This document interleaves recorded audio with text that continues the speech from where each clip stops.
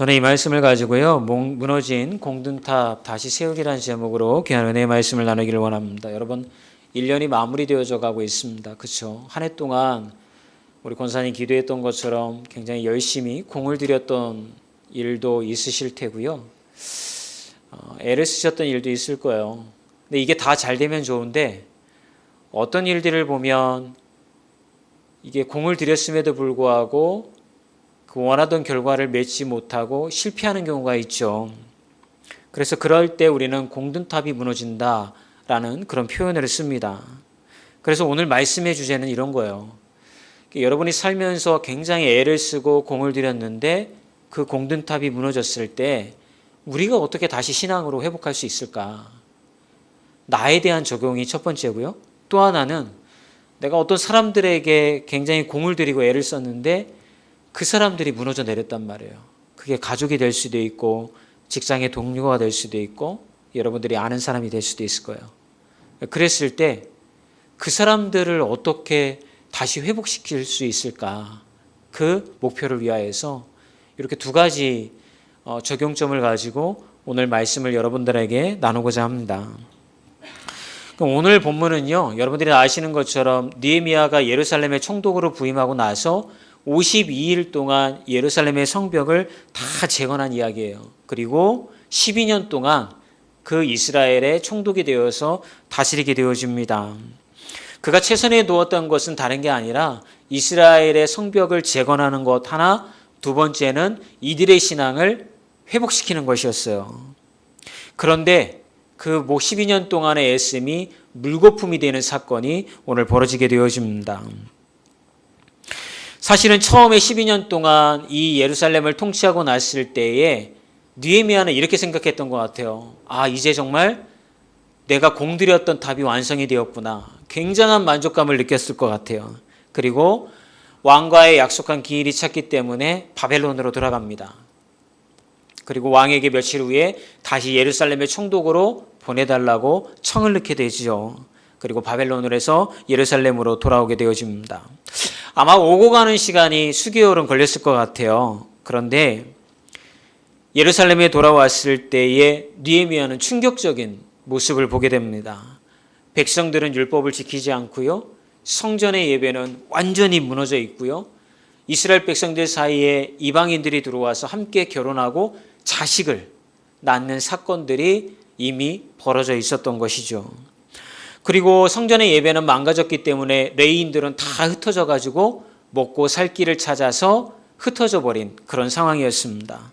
느헤미야의 공든탑이 완전히 12년 동안 노력했던 그 공든탑이 완전히 무너져 내린 것입니다. 여러분, 느헤미야의 마음이 어땠을까요? 아마 굉장히 실망하고 좌절했을 것 같아요. 그래, 너희가 그 정도면 나는 더 이상 너희들을 위하여서 애를 쓰지 않겠다.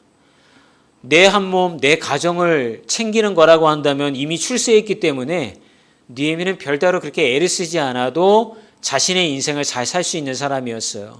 그런데 느헤미야는 포기하지 않습니다. 이 이스라엘 백성들을 향한 마음을 포기하지 않고 자기의 마음을 다시 추스리기 시작을 하는 거죠. 그렇게 다시 일어나서 이스라엘 백성들을 향하여서 행동하기 시작을 합니다. 느헤미야는 어떻게 자기를 추스리고 이스라엘 백성들을 추스렸을까요? 첫 번째는 여러분, 하나님의 말씀으로 가치관을 삼았습니다. 느헤미야 13장 1절의 말씀을 함께 읽어볼까요? 그날 모세의 책을 낭독하여 백성에게 들렸는데 그 책에 기록하기를 아몬 사람과 모압 사람은 영원히 하나님의 총회에 들어오지 못하리니 이는 그들의 양식과 물로 이스라엘 자손을 영접하지 아니하고 도리어 발람에게 뇌물을 주어 저주하게 하였음이라. 그러나 우리 하나님이 그 저죄를 돌이켜 복이 되게 하셨다 하였는지라. 백성이 이 율법을 듣고 곧 섞인 무리를 이스라엘 가운데에서 모두 분리하였느니라.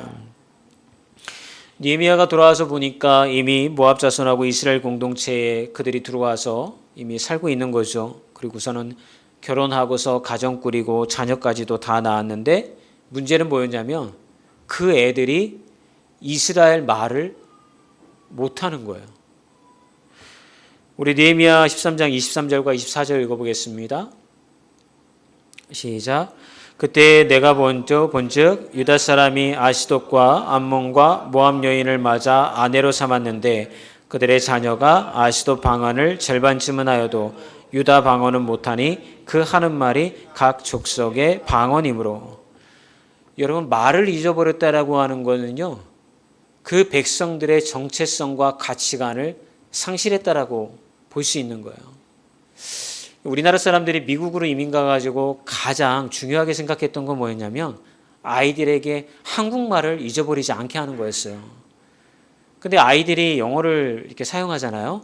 그러면 집에서 한국말 사용하는 거를 부담스럽게 생각을 합니다. 어렵거든요. 높임말 써야 되고 뭐 여러 가지로. 근데도 끝까지 한국말을 포기하지 않았던 부모 밑에서 자란 아이들은요, 그들의 마음 가운데 나는 미국에서 태어났지만 한국인이라고 하는 정체성이 있어요. 무엇 때문에요? 말 때문에. 이스라엘 백성들도 여러분 마찬가지였던 거죠. 그들이 히브리 언어를 잊어버리지 않아야했다고 한다면 그들은 성경의 말씀을 읽을 수 있었고 하나님의 말씀을 이해할 수가 있었던 거예요. 그런데 그 말을 잊어버리니까 어떻게 될까요?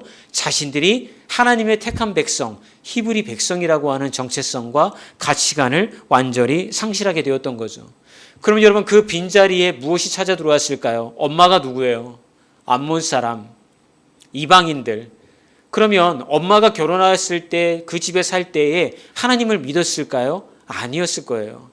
그들이 원래 믿었던 아스도시라고 하는 신, 또 암몬이라고 하는 신, 그들의 이방신을 그대로 믿고 자식들에게 보여줬을 거라고요.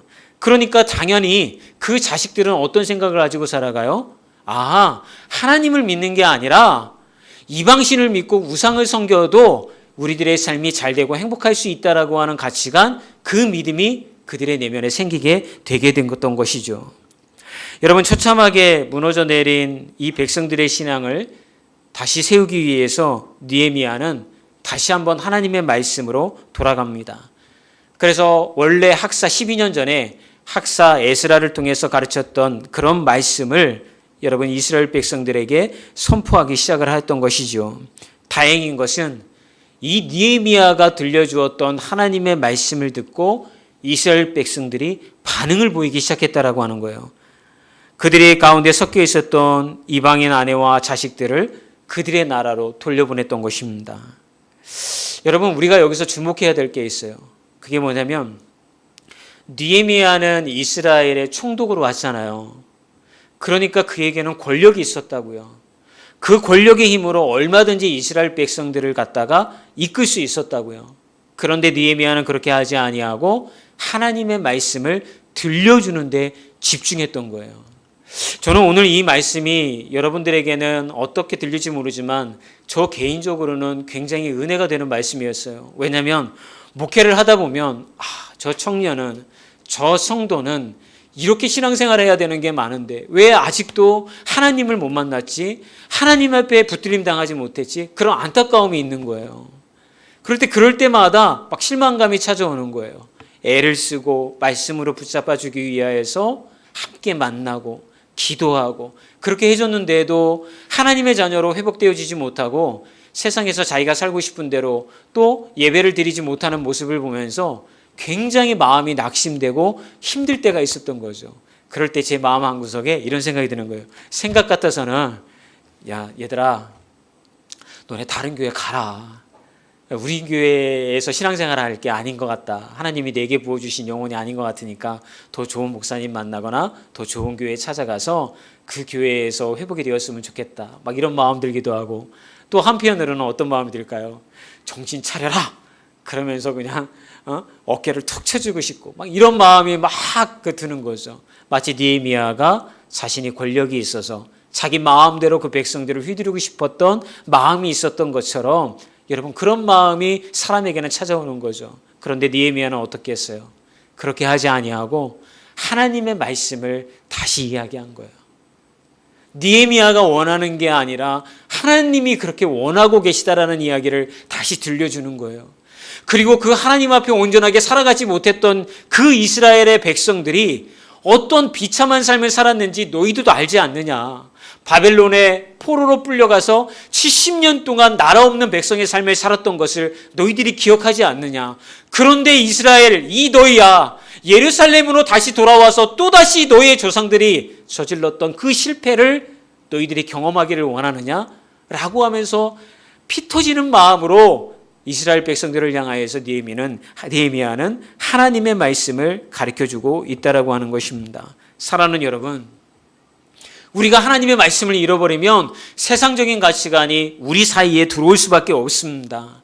마치 암몬 사람들이, 이방인들이 이스라엘 백성들 사이에 그들과 함께 살면서 세상적인 가치관, 성경의 말씀 아닌, 성경의 가치관이 아닌 그 말씀대로 살면서도 그들의 인생이 잘못된 것이 아무것도 없다라고 느끼며 살아갔던 것처럼, 우리도 하나님의 말씀을 잃어버리면, 하나님의 말씀의 가치관을 상실하면 이 땅에 살아가면서 아무 일이 일어나지 않는 것처럼 우리는 우리가 원하는 대로 그렇게 살아갈 수밖에 없는 존재라고 하는 거죠.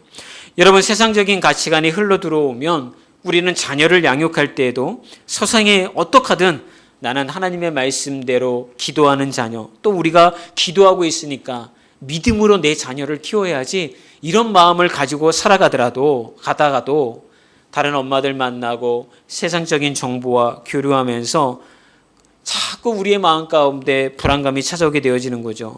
그러면서 마음에 이런 생각이 듭니다. 큰일이구나. 말씀과 기도도 좋지만 내가 이러고 있을 때가 아니구나. 우리 아이들을 세상에서 경쟁력 있는 아이들로 키우려고 한다면 말씀과 기도 가지고는 부족하구나. 정신 차려야지. 이렇게 조바심을 내면서 순식간에 세상의 마음을 빼앗기게 되어지는 거죠. 여러분, 직장생활 하시는 분들도 마찬가지입니다. 직장을 청지기의 마음으로 섬기고 직장에서 하나님의 영광을 드러내야 된다고 생각을 하고 있지만, 출근했는데 갑자기 누군가 그러는 거예요. 누가 이번에 연말에 승진했대. 누가 이번에 상여금 받아가지고 집도 마련을 했대. 하면 여러분, 우리의 마음이 낙심되고 비교의식이 생기게 되는 거죠. 또 아내들은 어떻습니까? 누구 집 남편은 이번에 승진했다는 소식에 아침에 그렇게 사랑스럽던 남편이 미워지면서 내 남편은 왜 이렇게 무능력하지? 우리 남편은 왜 이렇게 무능력해서 그런 일들을 이루지 못하는 거지? 하면서 금세 마음이 어두워지죠. 왜 이런 일이 벌어지는가요? 하나님의 말씀의 가치관을 잃어버리고 세상적인 가치관이 우리 안으로 들어오게 되어지면 우리는 그렇게 될 수밖에 없다는 거죠. 여러분, 모압과 암몬 사람들이 이스라엘 백성들 사이에 섞여 지내면서 세상의 가치가 우리 안으로 들어오게 되어지면 우리는 절대 행복할 수가 없습니다. 여러분, 예루살렘 백성들처럼 우리도 세상 가치관과 우리 사이를 완전히 분리시켜야 되는 줄 믿습니다. 그럼 여러분, 어떻게 분리를 해야 될까요? 혹시 여러분 미생이라는 드라마를 아십니까? 회사에서 일어나는 여러 가지 일들을 드라마로 만든 거예요. 근데 어느 그 장면을 보면 같은 부서에 있었던 과장님이 인턴 사원 장그래에게 해준 조언이 하나 있습니다. 이런 말입니다. 살면서 누구를 만나느냐에 따라서 인생이 달라질 수 있어. 파리 뒤를 쫓으면 변소 주변이나 어슬렁거릴 거고, 꿀벌 뒤를 쫓으면 꽃밭을 거닐게 된다잖아. 저는 여러분, 이 대사가 굉장히 인상적이었어요. 여러분들은 지금 살면서 누굴 만나고 누구를 따라가고 있습니까? 세상의 가치관을 여러분으로부터 분리시킬 수 있는 방법은요, 하나님의 말씀을 여러분의 가치관으로 삼아서 따르면 되는 것입니다. 세상을 따르지 아니하고 하나님의 말씀을 따르면 하나님이 인도하시는 곳으로 여러분들이 걸어가게 되어지고, 걷다가 여러분 옆을 바라보면 주님이 여러분들과 동행하고 계시다라고 하는 것을 발견하게 되어질 것입니다. 그러므로 여러분, 혹시 공등탑이 무너지고 그 실망과 좌절감이 여러분에게 찾아왔다고 한다면 여러분들이 먼저 해야 될 것은 좌절하고 낙담하고 그 마음에 취해서 술 마시고 이게 아니라 하나님의 말씀으로 돌아가야 되는 것입니다.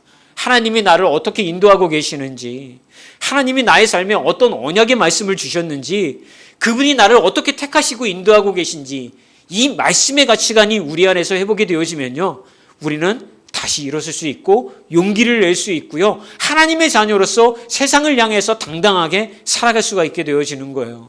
그런데 그 말씀을 잃어버리면 무너질 수밖에 없게 되어지는 것입니다. 바라기는 여러분 하나님의 말씀으로 다시 회복되어지기를 주님의 이름으로 축원합니다.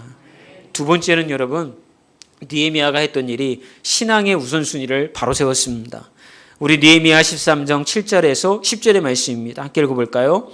예루살렘에 이르러서야 엘리야십이 도비야를 위하여 하나님의 전뜰에 방을 만든 악한 일을 안지라. 내가 심히 근심하여 도비야의 세간을 그 방 밖으로 다 내어 던지고 명령하여 그 방을 정결하게 하고 하나님의 전의 그릇과 소재물과 유향을 다시 그리로 들여 놓았느니라. 내가 또 알아본즉 레위 사람들의 받을 몫을 주지 아니하였으므로 그 직무를 행하는 레위 사람들과 노래하는 자들이 각기 자기 밭으로 도망하였기로. 신앙이 무너진 분들을 보면 두 가지 특징이 있습니다. 첫 번째는 뭐냐면 11조 정신이 무너져 있어요. 두 번째는 안식일의 예배가 무너져 있어요. 여러분 그래서 신앙에 여러분들이 회복을 원한다고 한다면 여러분 이 두 가지가 반드시 회복되어져야 되는 것입니다. 느헤미야가 바벨론에 갔다가 몇 개월에 걸쳐서 예루살렘으로 돌아와 성전을 가보니까 일어나지 말아야 할 일이 일어나고 있는 거예요. 암몬 사람 도비야가 성전에 그 레위인들과 성전의 예배에서 찬양하는 지금으로 치면 성가대원들이라고 할 수 있을까요? 어쨌든 그 예배를 섬기는 사람들에게 드려야 할 11조, 이스라엘 백성들이 헌금한 11조를 보관하였던 창고를 자기 사무실로 쓰고 있는 거예요. 그러니까 여러분 이 도비야가 어떤 인물입니까? 느헤미야가 예루살렘의 성벽을 재건하기 위해서 그토록 애를 쓸 때 철저하게 방해하였던 사람이 이 도비야라고 하는 기득권을 쥐고 있던 암몬 사람이었어요. 그런데 그 사람이 성전을 책임지고 있는 대제사장 엘리야십과 결탁하여 가지고 성전의 11조를 보관하는 창고를 자기 사무실로 사용하고 있는 거예요. 그걸 바라보는 이스라엘 백성들은 더 이상 11조를 하지 않는 거예요. 어떤 결과가 나왔을까요? 예배가 완전히 무너져 내리고 성전은 성전의 기능을 상실해버리게 되어진 것입니다.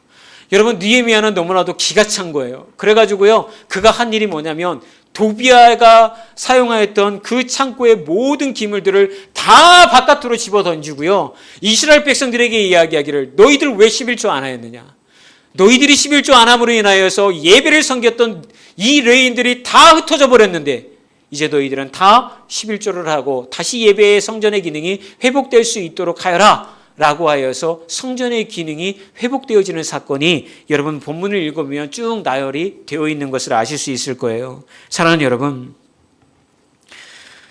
우리가 하나님의 11조를 잃어버리고 여러분 그것들을 상실해버리면 우리 안에 하나님에 대한 신앙이 회복되어질 수가 없는 거예요.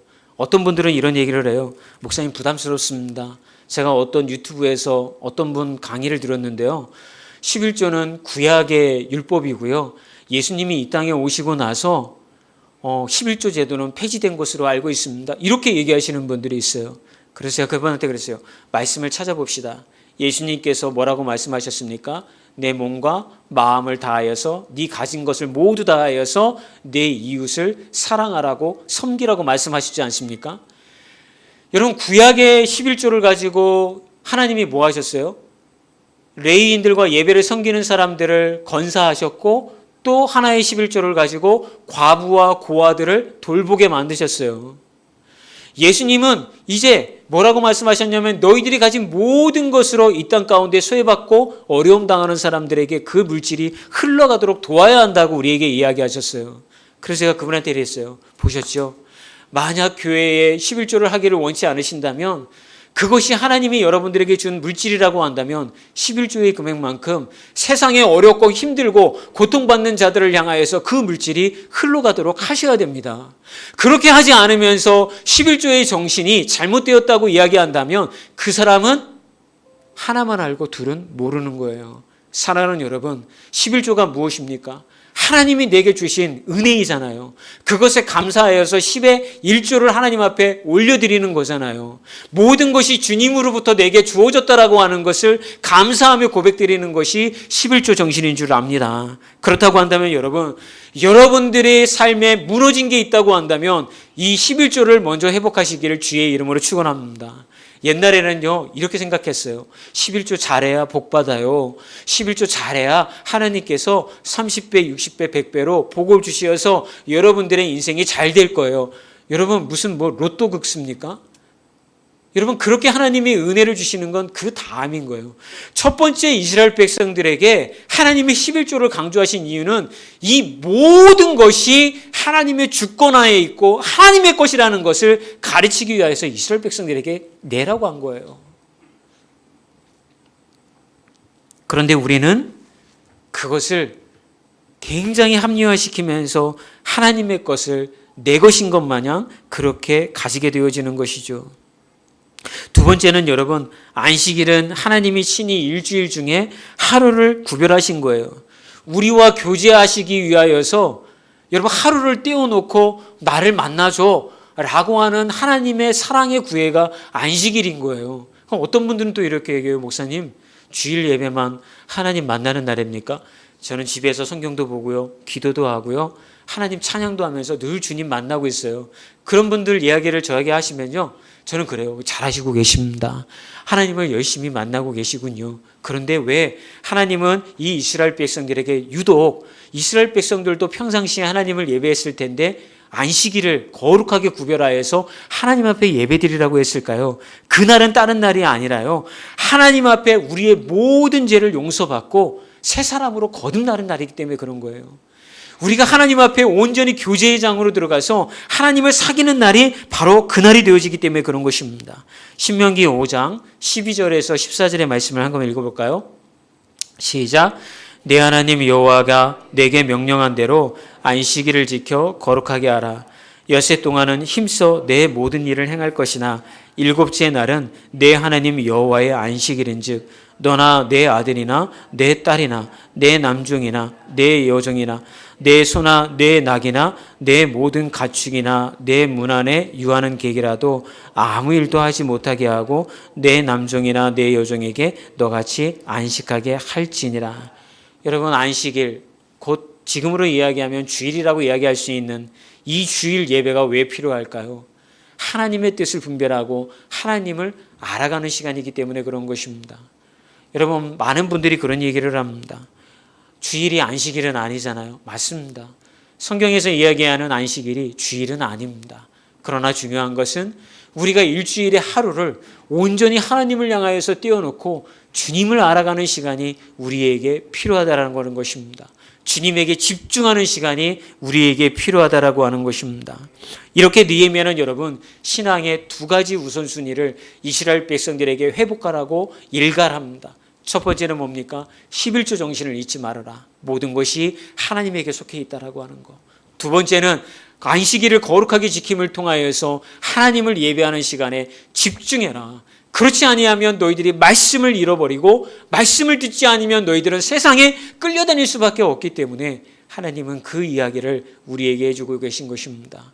혹시 여러분 예배를 드리지 않았는데도 여러분 마음 가운데 죄책감도 들지 않고 아무렇지 않고 그 기간이 한 달이 넘어가고 두 달이 넘어갔는데도 하나님의 말씀을 들어도 듣지 않아도 아무런 내 마음에 요동이 치워지지 않고 있다고 한다면 저는 그런 분들에게 이렇게 말씀드리고 있습니다. 조금 자극적으로 이야기를 하자면 여러분의 구원을 체크해 봐야 됩니다. 구원받은 자 안에는 하나님의 성령이 내주하고 계십니다. 우리가 하나님을 멀리하고 하나님의 말씀을 멀리하고 예배를 멀리하면 그 성령께서 우리를 위하여서 대신 중보기도 하십니다. 대신 중보기도 하심을 통하여서 우리의 마음 가운데에 하나님에 대한 죄책감이 생깁니다. 내가 이렇게 살아서는 안 되는데 성령께서 자꾸 우리의 마음을 두드립니다. 하나님의 예배를 이렇게 멀리하면 안 되는데 하나님을 떠나서는 내가 살아서는 안 되는데 그런데 그런 것이 전혀 느껴지지 않는다고 한다면 과연 나는 하나님을 만난 것인가? 내가 진정으로 하나님과 인격적인 만남이 있었던 것인가? 체크해 봐야 되는 줄 믿습니다. 결론적으로 여러분들에게 말씀드리고 싶은 건 이런 것입니다. 무너져도 쓰러져도요, 다시 일어나는 사람들은요, 하나님의 말씀의 권위를 그들의 내면 가운데 세운 사람들이에요. 포기하지 아니하고 신앙인으로 거듭거듭 살아가려고 애쓰는 사람들은요, 그 내면에 하나님의 말씀으로 권위 삼아 순종하려고 하는 사람인 줄 믿습니다. 느헤미야는 이스라엘 역사를 통하여서 하나님의 말씀의 권위를 잃어버린 백성들이 어떠한 비참한 삶을 살았는지를 역사를 통해서 이미 뼈저리게 느끼고 있었던 사람이었던 거예요. 그래서 그는 이 이스라엘 백성들을 향하여서 피 터지는 마음으로 일갈을 하면서 왜 너희들은 여전히 하나님을 예배하는 자리에서 멀어져서 너희들이 너희의 인생의 주인이 되어서 그렇게 살아가고 있는지를 그렇게 외치고 있는 거예요. 여러분, 느헤미야가 조용조용히 얘기하지 않았어요. 그들을 향하여서 여러분 애절한 마음으로 이야기를 했고요. 너무나도 애를 쓰면서 이야기한 거예요. 여러분, 말씀을 나중에 읽어보면 여러분 25절 이하의 말씀을 읽게 되면 어떤 일이 벌어지게 되어지면 이방인들과 혼인하고 결혼해서 애 낳은 사람들의 머리끄댕이를 느헤미야가 잡고요, 끌어내어서 매를 치고요, 이렇게 하면서 그들을 향해서 이런 마음을 하는 거예요. 너희들은 왜 하나님의 말씀을 멀리하고 이방 여인과 결혼하여서 너희들의 자식들이 하나님의 말을 하지 못하게 만들었느냐, 왜 하나님을 멀리하느냐라며 피 터진 마음으로 그런 일을 벌였다고요. 여러분, 우리는 뻔히 예측이 되잖아요. 느헤미야가 그렇게 하면 백성들이 좋아했을 것 같아요? 싫어하죠. 사랑으로 대하고 괜찮아 그럴 수 있어, 그렇지만 하나님의 말씀으로 돌아와야지 라고 인격적으로 대우하고, 여러분 그렇게 하면 인기도 좋잖아요. 저도 그러고 싶어요. 여러분들에게 왜 예배 나오지 않습니까? 왜 하나님을 멀리합니까? 막 이렇게 얘기하지 아니하고 괜찮아요, 하나님은 다 이해하세요, 여러분들이 바쁘게 사니까 그래도 하나님 잊어버리면 안 돼요. 저도 이렇게 좋은 얘기만 하면 여러분들에게 인기 없고, 여러분들은 저를 향하여 목사님은 우리에게 뭐라고 하지도 않고 인격적인 하나님이야, 뭐 그렇게 얘기하실 거 아니에요. 근데 느헤미야의 절절한 마음이 느껴지는 거예요. 하나님의 자녀로 살지 못하는 거, 하나님의 백성으로 살지 못하는 거. 우리는 이 땅에 하나님의 자녀로 살라고 부름받았는데 우린 그렇게 살지 못하는 거. 그 애절한 마음이 여러분 느껴지는 거예요.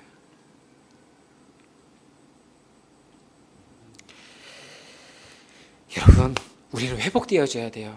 그래서 다시 한번 하나님이 우리에게 말씀하신 대로 우리의 공든탑이 아니라 하나님이 말씀해 주신 사명의 공든탑을, 여러분 예배가 회복되어지고 말씀이 회복되어져서 여러분 삶에서 살아계신 하나님을 그렇게 만나고 신앙생활 하시기를 주의 이름으로 축원합니다.